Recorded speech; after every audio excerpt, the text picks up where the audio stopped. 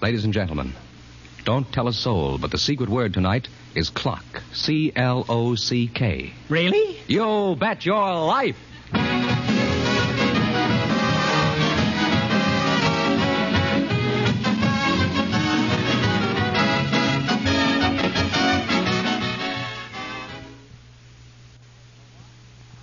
The one, the only... Face is familiar, but I don't place the name. Oh, that's me, Groucho Marx.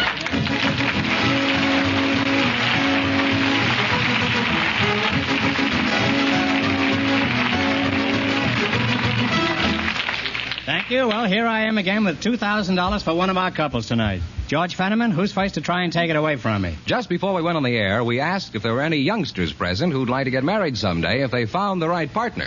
And our studio audience selected Valerie Cote and Mike Maloof. Folks, meet Groucho Marx. And if you say the secret word at any time we're talking, I'll pay $100 in cash instantly. It's a common word, something you see every day. Valerie Cote, is that the way you That's pronounce right. it? Where are you from, Valerie? I'm a native. Native of what? California. Of California, huh? And Mike? Mike Maloof? Yes, sir. Where's your hometown, Mike? I'm a native also. Oh. What a coincidence, huh? You're both in the same train. How old are you, Mike? I'm 25. And how old are you, Valerie? 19. Tell me, why would you like to get married? Home, children, security. Mm-hmm. You can get that at the bank, you know. Right? And, Mike, why would you like to get married? Well, sir, I have no particular reason. Well, don't start thinking of any reasons or you'll change your mind. By the way, what sort of work do you do, Mike? Well, I'm the chief usher at the Paramount Hollywood Theater. Oh, West Point graduate, huh? Well, hush my mouth. Say, if you two are married, you could set up housekeeping in the lobby, huh? You could live on popcorn. That's in case you wanted to butter him up. You understand. Where do you work, Valerie? I'm a fountain girl. Would you give me that again, please? I'm a fountain girl. You're a fountain girl? What park do you spout in? I don't spout. You don't spout? No, I work at Chapman's Soda Fountain. Oh, I see. What do you do at your soda fountain? Make cokes, sodas, shakes. And shakes? Shakes. Would you mind shaking for me now? Mike, let's get back to you. You're still here, I presume, Yes, sir, huh? I am. Well, you'll have to wait. There aren't any seats. As an usher, just what do you do, Mike? Well, sir, I'm in charge of all the ushers. I schedule their days off and make sure that everything runs smoothly when people come into the theater. Well, what are some of the complaints you have against movie customers, Mike? One of our biggest annoyances would be people in the balcony, young kids shooting water all over the audience on the main floor with little water pistols. They're awful hard to find. Yeah, they're hard to find? You mean the pistols are hard to find? Yes, they hide in their coats when we come to look for them. Uh-huh. Well, you must spend some very interesting moments, huh? Well, looking for concealed water pistols in the balcony, huh? Do you ever send 5 people into a row where there's only 3 seats? Well, that happens occasionally. Mm-hmm. And what happens then? Well, they come out the other end. Mike, are you interested in any particular girl? No, I'm not. Are you interested in a girl if she's particular? I don't mean that. I mean, I'm no special girl at the moment. Some usher. He doesn't even have a lady in the balcony. Huh? Now, what's the favorite dish you make at your fountain, Valerie? It's the ice cream banquet. It's 60 cents. Ice cream banquet? Mm-hmm. We have how do you make it? We have a scoop of chocolate, scoop of vanilla, scoop of strawberry, scoop of coffee, scoop of peach, scoop of banana nut, scoop of lemon stick, fresh peaches, pineapples, strawberries, raspberries, marshmallow, cold fudge, real whipped cream, pecans, almonds, walnuts, and a cherry. And how much extra is the stomach pump?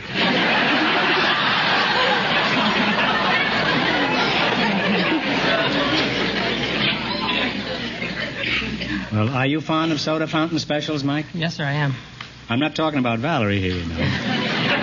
Although she's not a bad dish. Would you like to go to a movie with him, Valerie?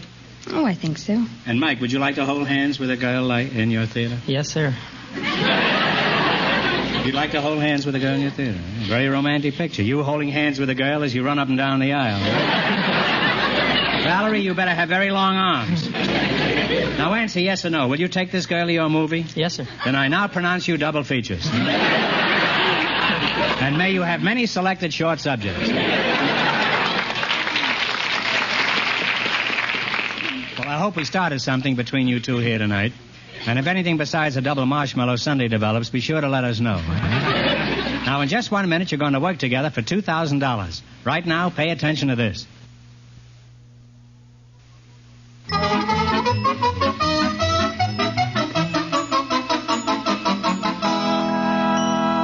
Now then, let's see if you two will get a chance at the $2,000 question.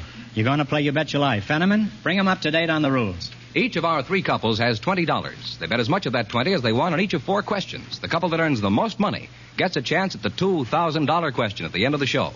Our other 2 couples are in a waiting room off stage, so they don't know what's happening out here. Here we go. Let's see how high you can build your $20. What question category did you select? Movie star. Married names of movie stars. Yes. Is that right? All right, here's your first question. How much will you bet? You've got $20. 10. 10? Shirley Aga is her married name. What is her screen name? Shirley Temple. Shirley Temple is right. And they're off to a great start, Groucho. They have $30. How much of your $30 will you bet? 15. 15? What is Esther Gage's screen name? Esther Williams. Esther Williams is correct. They're on their way. They have $45. Here's your third question. How much of the 45 are you going to risk? 20. 20? What is Betty Briskin's screen name? Betty Hutton. Betty Hutton. These fellas too smart. They're really on their way. They have $65. No wonder he's a general in that movie theater. Now, here's your last chance to beat the other couples. How much of the 65 are you going to try? 50. 50. Okay. What is Jane Waterfield's screen name? Jane Russell. Jane Russell is on the nose. And they wind up with a grand total of $115. Very good.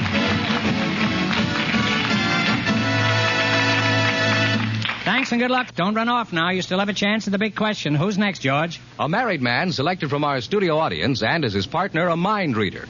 They've been off stage, so they don't know the secret word is clock. The gentleman is Mr. Bob Lampert, and the mind reader, Mrs. Roberta Vincent. And here they are. Folks, meet Groucho Marx. And if you say the secret word at any time we're talking... Wait a minute, a mind reader. She probably knows what the secret word is already. Having a secret word with a mind reader is like carrying coals to John L. Lewis. Roberta, let's make it fair. If your partner says the secret word, I'll pay $100 instantly. It's a common word, something you see every day. And you're the partner. Bob Lampert. Huh? You're a mind reader, eh, Roberta? That's right. I'm surprised you're still speaking to me, then.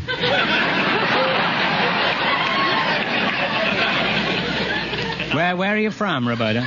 Originally from Kansas City, Missouri. Mr. Bob Lampert, huh? Lampert? That's right. Where are you from? Santa Ana. What sort of work do you do? I'm in the sporting goods business. What kind of sporting goods? Oh, rackets, fishing tackle. Rackets? Tennis rackets. How long have you been in the racket, huh? Oh, about 5 years. Mm-hmm. How'd you meet your wife, Bob?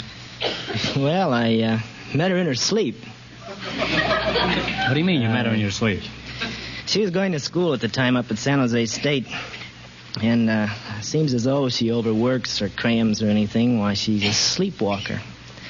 Well, this night I happened to be walking down the street and I saw this job in the pink pajamas. You saw this job, did you say? That was before I was married to her. And did you apply for a job? Later on I did. So, what happened? There she was, and it's about 2 o'clock in the morning, I guess.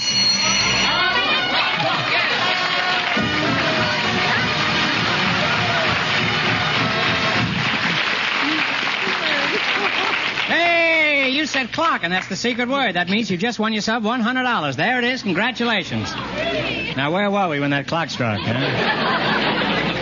We were at 2 in the morning. That's right. You were on the main street and you were chasing a girl in her pajamas. So what happened? I went up, woke her up, and took her back to the house, and we got acquainted, and I kept coming back. Like a song?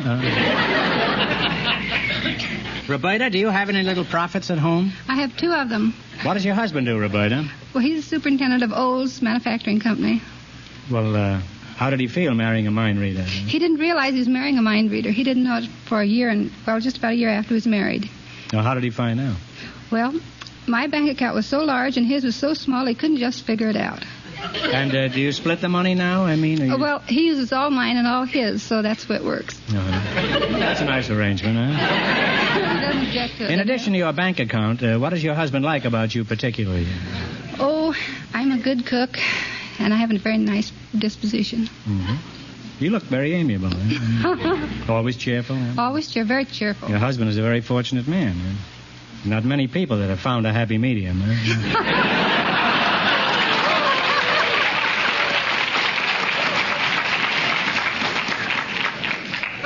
How would you like to be married to a mind reader, Mr. Lampert? Might as well be. I can't keep a secret from my wife anyway. Let's see. How long have you been married, did you say? 7 years. 7 years. And how old is your wife? 29. You think your wife wants you to broadcast that little piece of information? On CBS, where 99 million people gather every week? Hadn't thought of that. Roberta, where do you do this mind reading? Well, at the various E-Bell clubs and Eastern Stars and schools. Well, I don't go in for mind reading. The keyhole is good enough for me. Which do you find the hardest to read, a woman's mind or a man's? Oh, a man's mind, much harder. Well, why is that? A woman will believe anything you tell her. Not when you stagger in at 3 o'clock in the morning, huh? Now, suppose I took a $20 bill out of my pants pocket. Could you tell me the serial number on it? Yes, I could. Could you also tell me whose pants I was wearing? Suppose you run into some schmo whose mind is a complete blank. What do you do then? Well, no person has a completely blank mind. Have you ever been in a nightclub around 4 in the morning?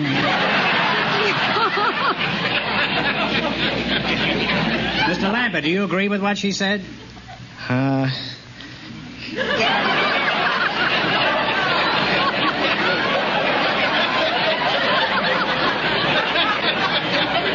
now let's play You Bet Your Life for $2,000. Run your $20 into more than our other couples, and you get the chance at the big question later. Now, wait a second. Roberta ought to know all the answers. She'd win on a walk. Mr. Lambert, is your wife in the audience? Yes, yes. Would you ask her to come up here and participate in the quiz? Hey. She can be your partner. Come on up, Ellen.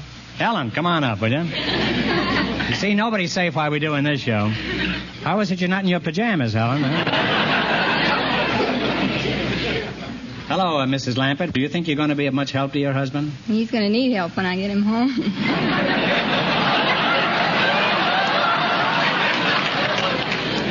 Well, you help him with the answers, and perhaps he'll win enough to buy you a new mink coat.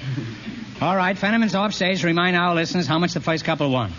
The usher and the soda fountain girl won $115. Here we go. Let's see how high I can build you $20. What question category did you select? Down on the farm. Down on the farm. You're a farm boy, huh? Here's your first question. How much will you bet? You've got $20. Bet 10. 10? What kind of an animal is a Guernsey? It's a cow. They're off to a good start. They have $30. Now, remember, you're going for $2,000 tonight. How much of your $30 will you bet? 25. What kind of an animal is a shire? S-H-I-R-E. It's a goat. No, I'm sorry. It's a horse. They now have $5. Well, now you've only got $5. Now, here's your third question. How much of the 5 are you going to try? Shoot the 5. Shoot the 5. All right. What is a Plymouth Rock? A chicken. The chicken is correct. They're on their way again. They have $10. Here's your last chance to beat the other couples. How much of the $10 you going to risk? Shoot the 10. Shoot the 10. What kind of an animal is a Holstein? It's a cow. It's a cow is correct. They wind up with $20, Groucho, and on top of that, they said the secret word, so they got an extra $100.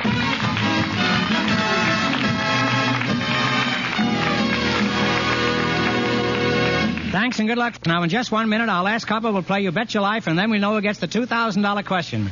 Now, something I especially want you to hear, so listen closely.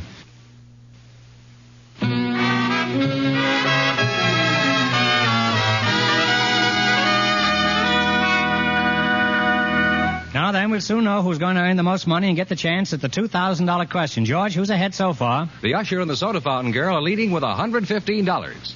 Our final couple has been in a waiting room off stage, so they don't know the secret word is clock. And here they are, a volunteer from the Travelers Aid Society, Miss Nora Broach, and ship's purser Glenwood Hines meet Groucho Marx. Hello, folks, and welcome to You Bet Your Life. If you say the secret word at any time we're talking, I'll pay $100 in cash instantly. It's a common word, something you see every day. Mrs. Broach? Miss Broach. Miss Broach, that's a good name for a woman on a jewelry show, isn't it? Mrs. I'll call you Nora, huh? All right. You're with the Traveler's Aid, eh? Tell me, just where do you travel? I don't travel. Well, where are you from? Moose Jaw, Saskatchewan. How'd you get here? I took a train. Pretty smooth article, isn't it? It isn't easy swiping a train, you know. They leave those telltale tracks all the time. Why, sir, Hines, Glenwood Hines, huh? You sound like a summer resort. You know, you ask somebody, where have you been? He said, I was up to Glenwood Hines for a couple of weeks. Now, Purser, what do you do on your ship besides snatch purses? Oh, I listen to people's complaints and make out the payroll. Tell me something about your boat. Well, it isn't a boat, it's a ship. Wise guy. Yeah. Well, how much do you charge for a bucket of live bait on your ship? It's a passenger ship. Passenger ship. Well, how much do you charge for a bucket of live passengers on your ship? Just where does your mudscow go? All the romantic far-off places like Singapore, Cairo, Bali? No, we go to Catalina. That's romantic. Catalina, is that the total length of your voyage? From Los Angeles to Catalina? No, go to... Where else do you go? Catalina to Los Angeles. Man the lifeboats, mate. I struck a rock. How big is your ship, Glenwood? Oh, it's about 300 feet long, 52 feet in width. What's their capacity? Oh, it's about 1,950 passengers. Is that fully loaded? Well, the ship, not the passengers.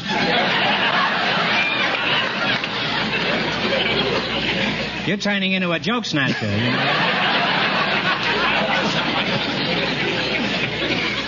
I was laying for that joke, too.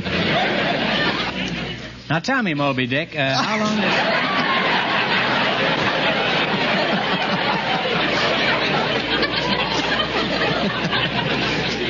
How long, this tramp steamer you're on, how long does it take to make your Catalina trip? Which way?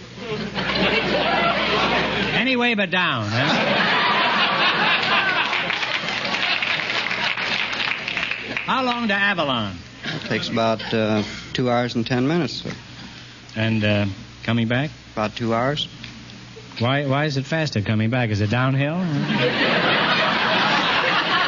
No, we take a different route, and it's a little shorter. You take a different route? And it's Why, you shorter. get sick of the scenery on the... You ever get seasick? No. Has the airplane business hurt the boat business much going on? I don't know. Airplane passengers, they get seasick, and they come aboard and take the ship ride, and vice versa. Mm-hmm. I never took the vice versa. Is that Coke? That's a much smaller boat, isn't it? Now, what do these people do once they reach Catalina? Oh, they usually go up to famous bird park, Seal Rock Colony, and they also take the famous glass bottom boat ride. Glass bottom boat? Glass bottom boat, yes, sir. I've heard of boxes with glass jaws, but never with glass... Well, never mind. Why do they have a glass bottom? Well, so they can see the marine life. Well, some of those Marines have very interesting lives. However, I didn't know you could see them through a glass bottom boat. Well, let's get back to you, Nora. It's good to see you again. Did you have a nice trip? I haven't traveled anywhere. Well, it's done you a lot of good, anyway. As a traveler's aid worker, just what do you do? Oh, we help people who come into the station who are lost. We give them information and direction service. Well, what do you get for all this trouble? That's, I don't get paid for it. It's volunteer service. And why do you go to all this trouble if you don't get paid for it? Hanging around the station. Well, it's very interesting work, and there's a good deal of satisfaction in helping people. Well, that's a wonderful philosophy. Do you have any other job, Nora? Yes, I work at the Los Angeles Credit Managers Association. Well, what are your hours there? From 8 o'clock in the morning till 4:30 in the afternoon.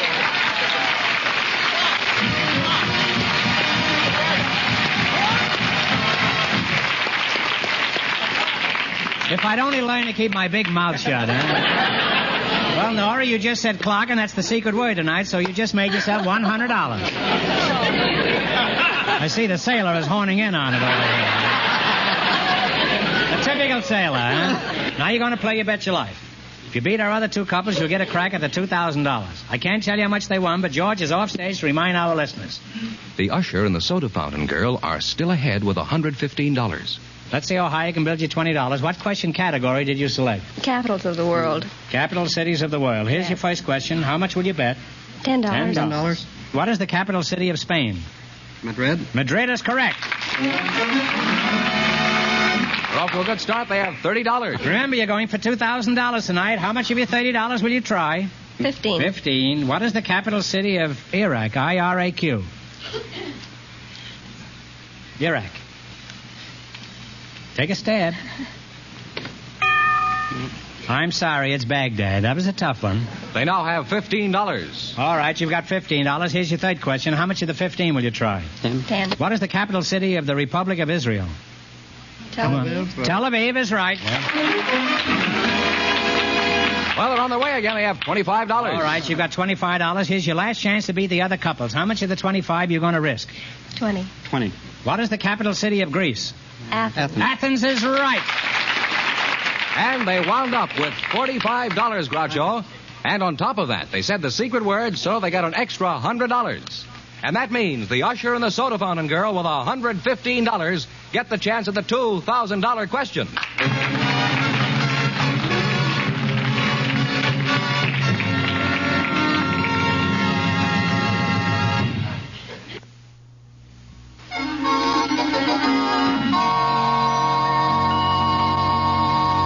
And here's the winning couple, Groucho, the usher and the soda fountain girl. Well, back again to try for $2,000, eh? Good luck, and I'll give you 15 seconds to decide on a single answer between you, so talk it over thoroughly and no help in the audience, please. Here it is. The East and the West were finally linked together when a golden spike was driven at Promontory Point, completing the first transcontinental railroad. In what state is Promontory Point?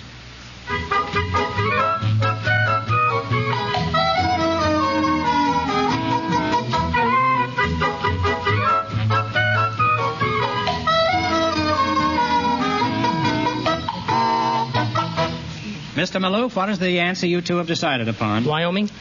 Oh, I'm sorry. The correct answer is Utah. Oh! So that means the big question next week will be worth $2,500. Congratulations and thanks to both of you. Thank you.